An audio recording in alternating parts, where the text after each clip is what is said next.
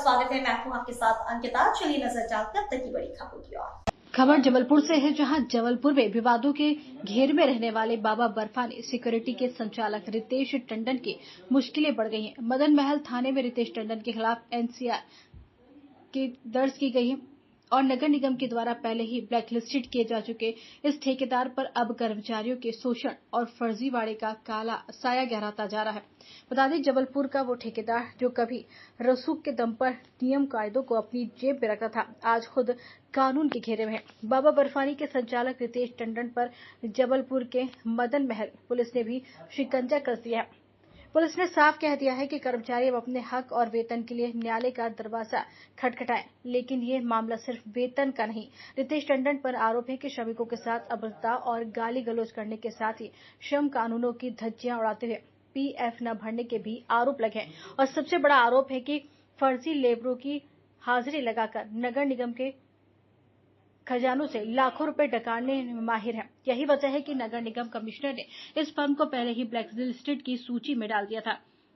वहीं विभाग की जांच की रिपोर्ट दर्ज हुई और एनसीआर से टंडन के कारनामों से पर्दा उठ जाएगा। फिलहाल पुलिस और नगर निगम इस पूरे मामले की तह तक जा रहे हैं।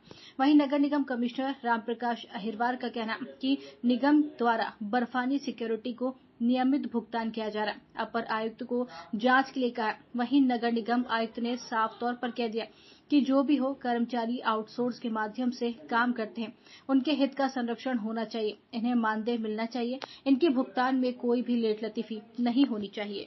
बाबा बर्फानी सिक्योरिटी सर्विसेज जो कि रितेश टंडन के संचालक हैं, उन पर एनसीआर जो है दर्ज की गई है। किस तरह इस पूरी कार्रवाई? देखिए, कई जो कर्मचारी हैं जो कि आउटसोर्स एजेंसी के माध्यम से काम कर रहे हैं और उनको जो काम करते हैं वो एजेंसी के थ्रू करते हैं। हम लोग एक एजेंसी को हायर करते हैं और एजेंसी स्टाफ को लगा के काम कराती है। उस काम के बदले में नगर निगम जो है उनको पेमेंट करता है।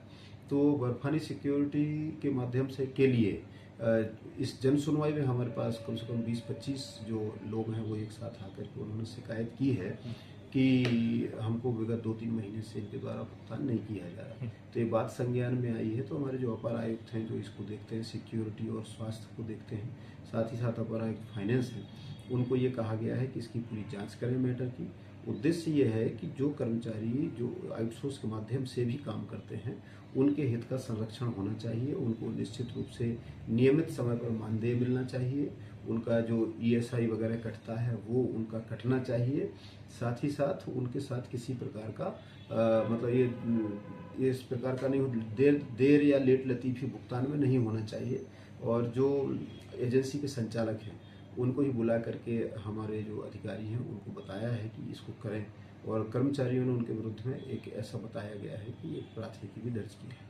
सर, जैसे कि इसके पहले बर्फानी सिक्योरिटी के खिलाफ कार्रवाई की गई थी ब्लैकलिस्टेड की, तो उसके बाद भी वो काम कर रहे हैं या वो उसमें क्या है? चूँकि इसको निगम परिषद के द्वारा हटाया गया है, लगातार शिकायतों की अनियमितता की शिकायत है और इनको जो हमारी डिपार्टमेंटल रिपोर्ट है वो एमआईसी में गई, फिर परिषद में गई और उनको वहाँ से परिषद से टर्मिनेट किया गया है। परंतु माननीय उच्च न्यायालय में उन्होंने उस पर स्थगन प्राप्त कर रखा है। तो स्थगन के कारण वो अभी कंटिन्यू काम कर रहे हैं और हमने माननीय उच्च न्यायालय में अपना पक्ष रखा है और अपना सुनवाई के लिए भी हम लोगों ने अपना एक वहाँ पर पूरा जो अधिवक्ता के माध्यम से अपना जवाब प्रस्तुत किया है। जो भी न्यायालय का फैसला होगा उसका हम लोगों को पालन करना है, दोनों पक्ष पालन करेंगे उसका। सर, ये बर्फानी सिक्योरिटी एजेंसी है के संचालक रितेश टंडन, 70 लोगों ने मदन महल थाने में एनसीआर दर्ज कराई थी, शिकायत की थी पेमेंट ना मिलने की। क्या कुछ पूरा मामला? थाना प्रभारी मदन महल के द्वारा बताया गया कि कुछ दिनों पूर्व कुछ सफाई कर्मचारी आए हुए थे। वो नगर निगम में जो सफाई ठेका जिनके पास है, बाबा बर्फानी के जो संचालक रितेश टंडन, उनके द्वारा वेतन न मिलने की बात उनके द्वारा बताई गई, जिसमें एनसीआर लिखकर उनको न्यायालय जाने की सलाह दी गई है और इसमें एनसीआर लिखने के बाद उनको या तो नगर निगम से संपर्क करने के लिए या फिर न्यायालय जाकर इसका निराकरण करने हेतु बताया गया। क्या कुछ पूरा मामला है? उनका ये कहना था कि उनसे काम कराया गया है और वेतन उनको अभी तक नहीं दिया गया।